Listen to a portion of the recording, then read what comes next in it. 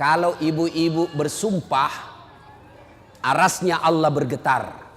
Maka ibu kalau marah sama anaknya, jangan sembarang sumpah. Ini ibu-ibu biasa kalau marah sama anaknya kan keluar sumpah-sumpahnya tidak enak. Kurang ngajar, setan. Nah bilang anaknya, bleh. Masa anaknya dibilang setan? Kurang ngajar, kambing. Bleh.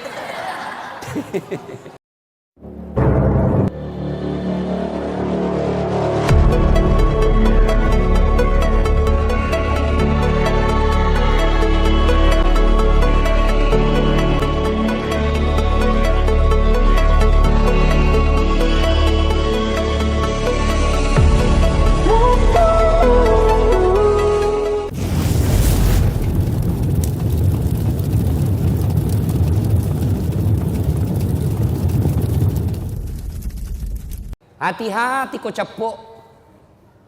Selem muasa ngalemu. Islam dirimu. Lahir Islam, khitan Islam, akad nikah Islam. Tapi belum tentu kau mati dalam keadaan Islam, bos. KTP-mu Islam, tapi belum tentu kau mati dalam keadaan Islam. Ayat ini tiap Jumat dibacakan.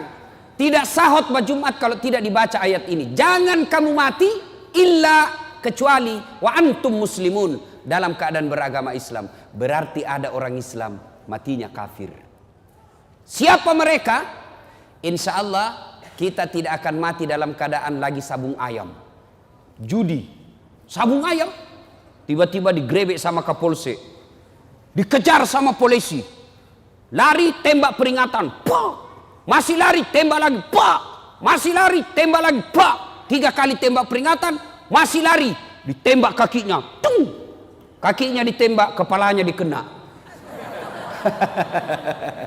Polisi India.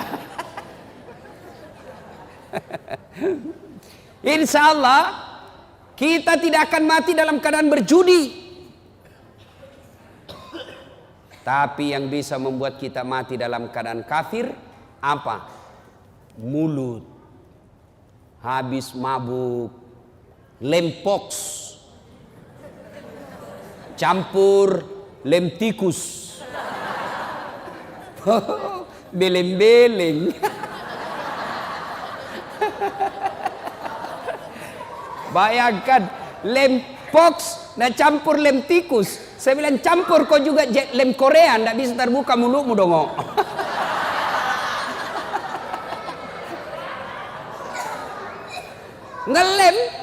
Ngelem, mabuk. Oh pas mabuk pak, dia ambil motornya.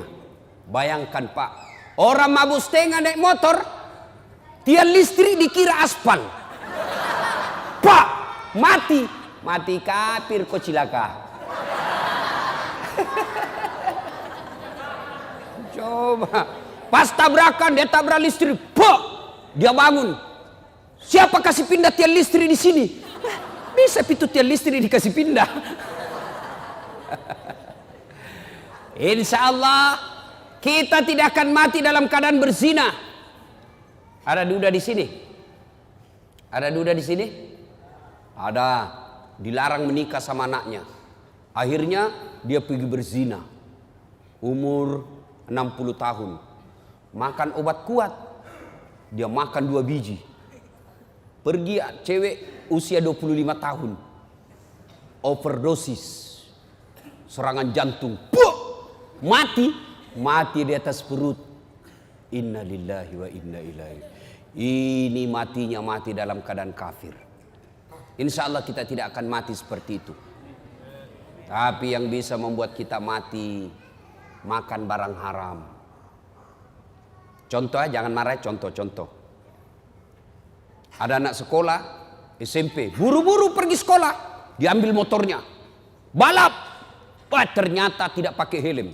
Dia langgar rambu lalu lintas, dikejar sama polisi, sehingga cabut, langsung ditarik kunci mobil motornya. Kamu melanggar, kenapa kau lihat rambu ini? Kau tidak lihat? Saya lihat. Kenapa kau langgar? Saya tidak lihat bapak.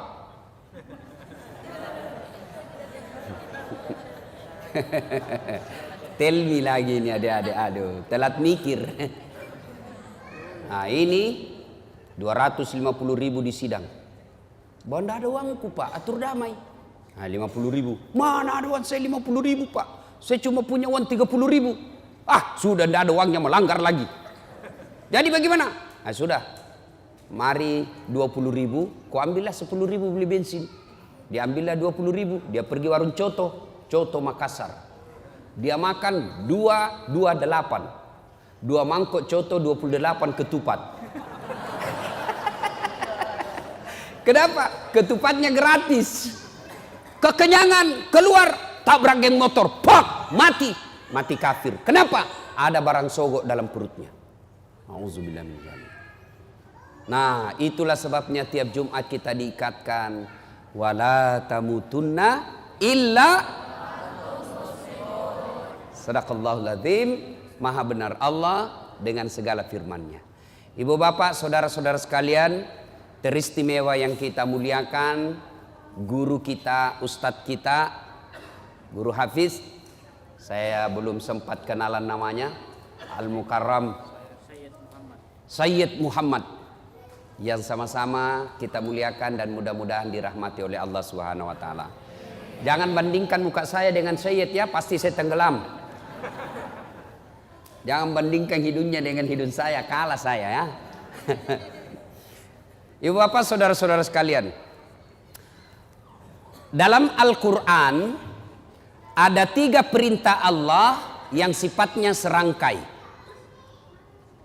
Ada yang tahu? Saya ulang, dalam Al-Quran ada 3 perintah Allah. Berapa? 3. Serangkai. Artinya tidak diterima perintah yang satu apabila rangkaiannya tidak dilaksanakan. Dia harus dilakukan bersamaan. Ada yang tahu adik-adik? Saya kasih hadiah. Ada yang tahu? Perintah yang pertama, dengar baik-baik. Perintah serangkai yang pertama, atiullaha wa atiur rasul. Taatlah engkau kepada Allah dan taat kepada Rasulnya. Artinya taat kepada Allah, sholatnya baik, zakatnya baik, tapi mengkhianati Nabi, tidak mengakui Muhammad sebagai Nabi, maka taatnya kepada Allah ditolak. Sebaliknya, taat kepada Rasul, Senin Kamis lancar, tahajud tiap malam, tapi tidak bagus akidahnya kepada Allah, taatnya kepada Rasul ditolak. Yang kedua, perintah serangkai yang kedua, ada yang tahu? Ada yang tahu? Ayo saya kasih hadiah kalau ada yang tahu. Yang kedua, aqimis shalah wa atus zakat. Dirikan solat, tetongangi sempajange, pasui sekemu. Tahu artinya itu? Ini bahasa Paris, Pare-Pare dan sekitarnya. Perintah serangkai yang kedua, dirikan solat, tunaikan zakat. Artinya orang yang mendirikan solat tapi tidak membayar zakat padahal sudah mampu, maka solatnya akan ditolak. Sebaliknya, orang yang bayar zakat, zakat harta dia tunaikan, zakat fitrah dia bayar, tapi tidak solat, zakatnya akan sia-sia. Perintah serangkai yang ketiga, ada yang tahu? Ada yang tahu? Ada? Yang ketiga, anis kurli wali baika. Bersyukurlah engkau kepada Allah, tapi jangan lupa bersyukur kepada kedua orang tuamu. Jadi perintah serangkai ada berapa dek? 3. Ada yang tahu? Ulang? Ada yang bisa ulang? Ada yang tahu? Coba angkat tangan yang bisa. Ayo. Ah ini. Ayo ke sini. Sini. Ayo. Ya. Coba. Ya. Ayo, siapa namanya, Dek? Siapa? Sebelum menjawab pertanyaan tadi, pertanyaan passwordnya. Siapa namanya neneknya Ustadz Dasad?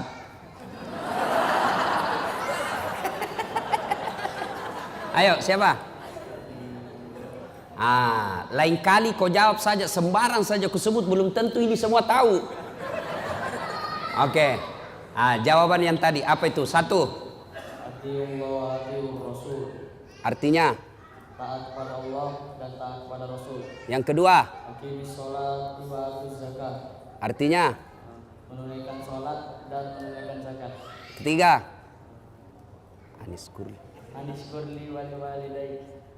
Artinya? Bersyukur kepada Allah dan juga bersyukur kepada kedua orang tua. Sudah betul? Betul? Dapat hadiah. Lain-lain itu rasanya. Woi. Dek, beda itu rasanya uang Kapolres dengan uang Ustadz. Beda rasanya ya. Insyaallah. Nah, berkaitan dengan 3 perintah ini, ayo. Berkaitan dengan 3 perintah ini, maka saya akan membahas yang ketiga. Aniskurli wali. Bersyukur kepada Allah dan bersyukur pula kepada kedua orang tuamu. Artinya, ada anak remaja, hitam jidatnya gara-gara sholat, hafal Quran, Senin Kamis dia puasa, tiap malam dia tahajud, malam Jumat dia itikaf di masjid, kemudian membersihkan masjid, ikut ngajar ngaji di masjid, tapi durhaka kepada kedua orang tuanya. Bapaknya dia hianati, ibunya dia keluarkan air matanya. Kata Nabi, demi Allah, jangankan masuk surga, baunya surga diharamkan bagimu. Nah, adik-adik sekalian, saya ingin menyampaikan beberapa kisah anak durhaka. 1. Zamannya Isa alaihi salam. Ada yang tahu Nabi Isa nabi keberapa? Angkat tangan, siapa yang tahu? Hadiah. Siapa yang tahu? Nabi ke-20 tuh? Nggak dapat hadiah kalau berjamaah. 24. Zamannya Isa alaihissalam, ada pemuda pak, bagus agamanya, kira-kira sekarang ketua remaja masjid kalau sekarang. Ibadah saja kerjanya, bagus amalnya, akhlaknya baik. Iblis sentimen. Kalau ada orang yang baik agamanya, bagus akhlaknya, maka iblis kepanasan. Maka iblis menghasut satu kampung. Dia datangilah satu kampung itu. Kau lihat itu, namanya Jurais. Kalau kau biarkan, maka anak muda akan beriman bersama mereka. Akhirnya apa? Rapat ini orang kampung. Saudara-saudara sekalian, bagaimana ini Jurais? Makin hari, makin banyak yang simpati sama dia. Bagaimana caranya dihabisi ini? Ada yang usul, bagaimana kalau kita sogok dia duit? Tidak mempan, dia bukan mata duitan. Bagaimana kalau kita sogok dia jabatan? Tidak mempan, dia tidak gila jabatan. Lalu ada yang urus usul, Jurais kan anak muda. Jadi gimana? Kirim cewek paling kece, kirim cewek paling seksi, bayar dia, suruh goda Jurais. Akhirnya apa? Jurais, apa dosanya Jurais sehingga dihukum Allah? Suatu ketika lagi sholat sunnah, Allahu Akbar, dipanggil sama ibunya, Jurais, Jurais sini kamu. Bingung Jurais, saya sholat atau jawab panggilannya ibuku? Dipanggil kedua kalinya ibunya, Jurais, sini kamu. Jurais tidak menjawab, bingung, saya lanjutkan atau saya sholat? Akhirnya apa? Dipanggil 3 kalinya, Jurais, sini kamu. Tidak menjawab. Ibunya pun tidak tahu kalau Jurais lagi sholat. Marah ibunya lalu bersumpah. Marah ibunya dan bersumpah, ya Allah, setengah mati aku hamilkan. Ibu-ibu masih ingat waktu hamil? Masih ingat? Bu, halo ibu, masih ingat waktu hamil? Enak enggak? Oh, itu ibu-ibu hamil pak, enggak ada enaknya. Jalan setengah mati, duduk setengah mati, tidur sebelah kanan nyamping sesak napas, nyamping kiri poso. Satu saja gayanya kalau sudah hamil, gaya pasrah. Coba. Dia bilang ibunya Jurais, setengah mati ku hamilkan, setengah mati ku lahirkan. Ibu-ibu masih ingat waktu melahirkan? Ada ndak ibu-ibu melahirkan senyum? Ada ibu-ibu melahirkan keluar kona. Tidak.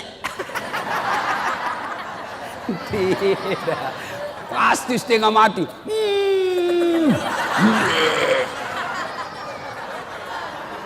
Iya toh.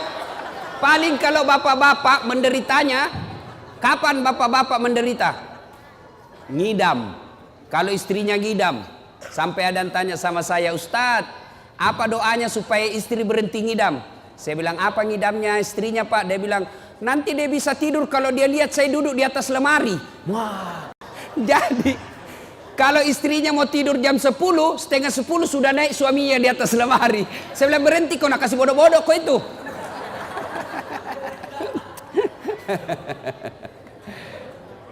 Dia bilang ibunya Jurais, setengah mati aku hamilkan, setengah mati aku lahirkan. Masa saya panggil dia tidak jawab? Ya Allah, keluar sumpahnya ibunya Jurais, jangan mati Jurais sebelum ketemu orang jahat. Ibu-ibu, kalau ibu-ibu bersumpah, arasnya Allah bergetar. Maka ibu kalau marah sama anaknya, jangan sembarang sumpah. Ini ibu-ibu biasa kalau marah sama anaknya kan keluar sumpah-sumpahnya tidak enak. Kurang ngajar, setan. Nah bilang anaknya, bleh. Masa anaknya dibilang setan? Kurang ngajar, kambing. Bleh. Jadi ibu kalau marah sama anaknya, boleh marah tapi jangan keluar sumpah yang jelek-jelek.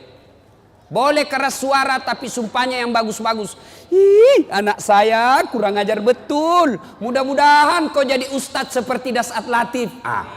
Boleh sumpah seperti itu. Mudah-mudahan kau jadi dokter yang soleh. Sumpah seperti itu. Jangan sumpah yang tidak enak. Kurang ajar. Mudah-mudahan nak tabrak kau beca. Betul lah beca. Saudara yang saya hormati, pendengar di Facebook saya berada di Masjid At-Taubah Kota Batam. Ini ada santri di sini penghafal Quran, kurang lebih 150 orang. Mudah-mudahan santri-santri ini menjadi pemimpin bangsa Indonesia, supaya bangsa Indonesia bersih dari koruptor, bersih dari pembohong. Masih mau kok? Nah, akhirnya ibunya Jurais bersumpah, ya Allah jangan mati Jurais ketemu orang jahat. Arasnya Allah bergetar, dikabulkan. Akhirnya apa? Jurais difitnah, dikirimi cewek. Jurais dalam masjid, ini cewek datang, dia goda Jurais. Jurais, ayo kita main. Kata Jurais, haram. Gratis, haram. Gratis, haram.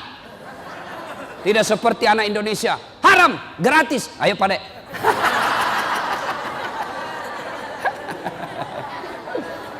Ini cewek sudah dibayar, mondar mandir di depannya Jurais. Jurais mantap, astagfirullah. Dia tutup matanya, astagfirullah, astagfirullah, astagfirullah. Kalau orang Indonesia, astagfirullah, astagfirullah.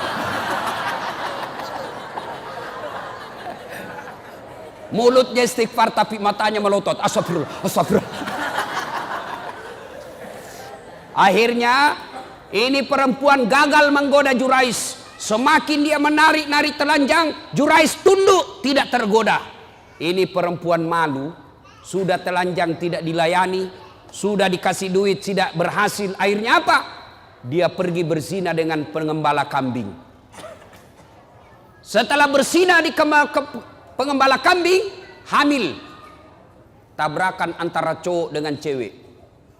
Dek, kalau mobil tabrakan, pak!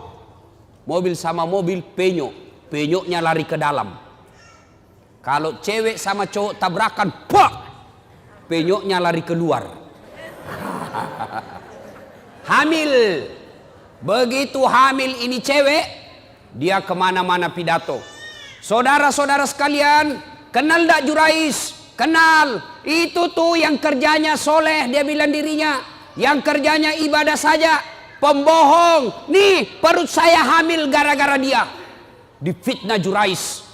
Kemana-mana dia pidato, saya hamil, Jurais yang hamili saya.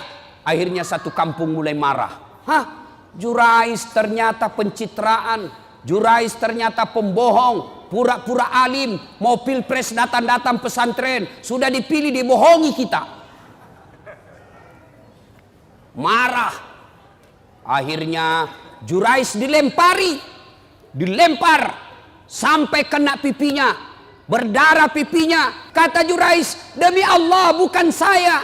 Ah, bohong. Dilempar lagi, bukan saya. Demi Allah bukan saya. Akhirnya begini. Kata Jurais begini. Bos, biar saya bilang tidak, kau juga tidak percaya. Kau tuduh saya tidak mau terima. Jadi bagaimana?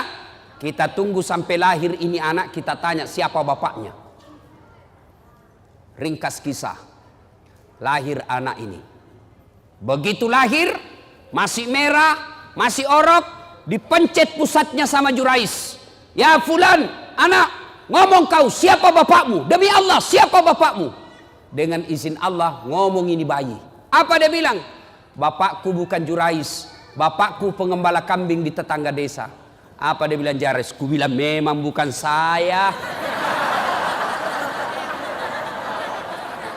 Akhirnya Jurais bebas dari tuduhan itu. Coba adik-adik sekalian. Jurais, pemuda yang taat beribadah, dihukum oleh Allah gara-gara apa? Ibunya lagi memanggil dan ibunya pun tidak tahu anaknya lagi sholat. Itulah sebabnya ada 11 kewajiban anak kepada orang tua. Satu diantaranya adalah menjawab panggilannya. Ustadz, bagaimana kalau kita lagi sholat Ustadz, dipanggil sama ibu? Maka kalau dia laki-laki, misal baco. Orang Bugis itu kalau anak laki-laki baco. Kalau perempuan ece. Banyak orang Bugis di sini? Banyak? Jago ini orang Bugis Pak. Kemana-mana saya ketemu orang Bugis. Saya ke Pulau Kijang, banyak orang Bugis. Saya ke Guntung, banyak juga orang Bugis. Saya pergi pelosok Kalimantan Timur, ketemu banyak juga orang Bugis. Saya pergi Singapura, ada Bugis Street. Saya pergi Sabah Sarawak, banyak juga orang Bugis. Begitu saya masuk penjara, banyak juga orang Bugis. Penceramah juga malam ini orang Bugis juga. Wah. Ibu bapak saudara-saudara sekalian, Jurais dihukum oleh Allah gara-gara apa? Dipanggil ibunya, dia tidak menjawab padahal dia lagi sholat. Nah, bertanyalah orang, Ustadz, kalau lagi sholat dipanggil ibu, bagaimana caranya menjawabnya? Kalau dia laki-laki, Rahman, maka jawabnya Allahu Akbar. Panggil lagi, Rahman, Allahu Akbar. Tapi kasih tahu ibunya dulu. Besok-besok ibu, kalau ibu panggil saya Rahman, saya bilang Allahu Akbar, berarti saya lagi sholat. Karena kalau ibunya tidak tahu masalah agama, Rahman, Allahu Akbar, kurang ajar. Dipanggil dia takbir. Oh Rahman, Allahu Akbar, kurang ajar betul ini anak. Itu tapi jangko juga pura-pura bos. Dia tidur, Rahman, Allahu Akbar. Padahal dia tidur, wah dongok-dongok.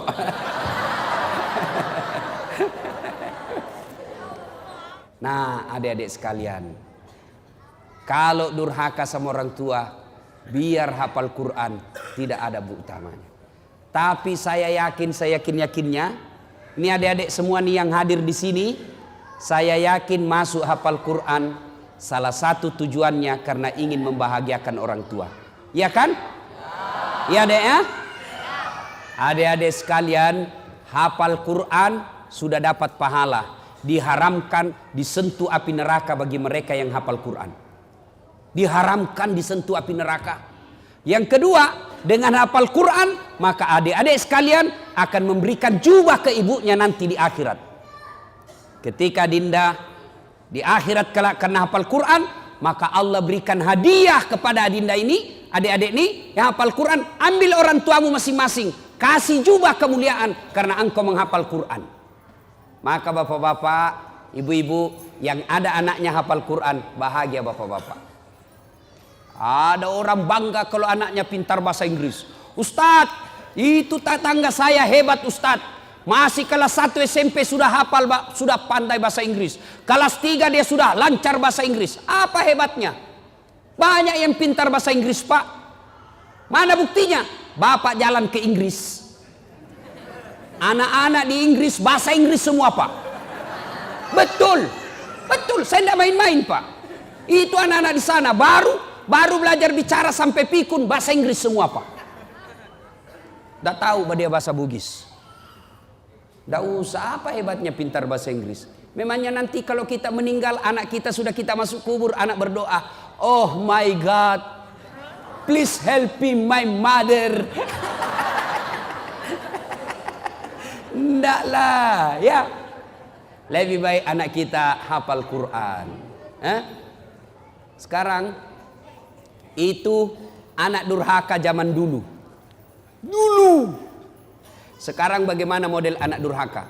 Jam berapa Isya Ustaz? Berapa menit lagi? 2 menit lagi. Oh, sudah habis berarti. Anak durhaka abad modern.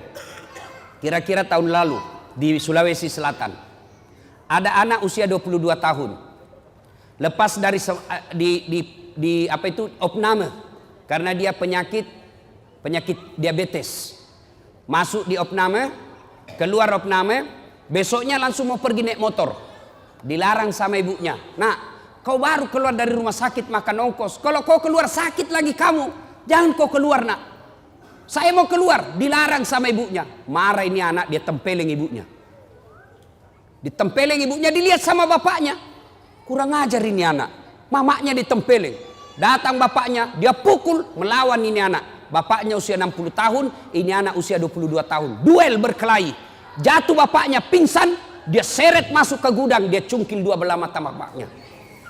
Meninggal bapaknya, Pak. Meninggal bapaknya. Tangkap sama polisi.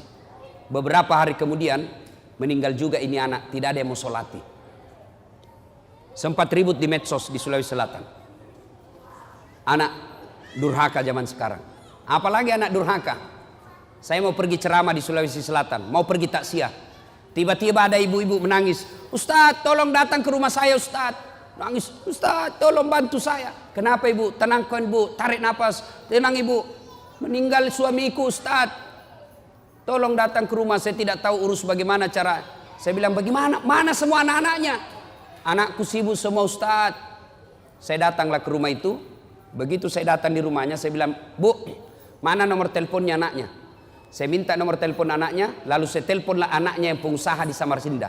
Orang kaya di Kalimantan. Tabe, Daeng, meninggal bapaknya. Apa kata ibunya, bapaknya? Daeng, ada berita duka, meninggal bapaknya di Makassar. Apa kata anaknya?